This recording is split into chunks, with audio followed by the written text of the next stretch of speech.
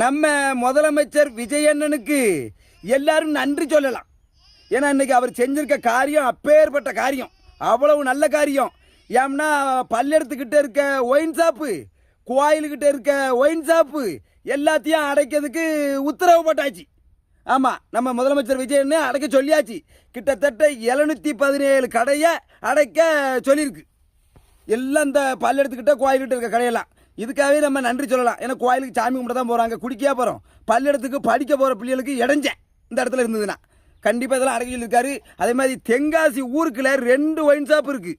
ஏற்கனவே தென்காசி ஊருக்குள்ள ரோடு ரொம்ப குறுங்கலான ரோடு, டிராஃபிக் அவ்வளவு ஆகும். அந்த இடத்துல 2 கடை, ஒன்று குத்தால ரோட்டில், இன்னொன்று தென்காசி பழைய பஸ் ஸ்டாண்டுக்கு தெக்குடி.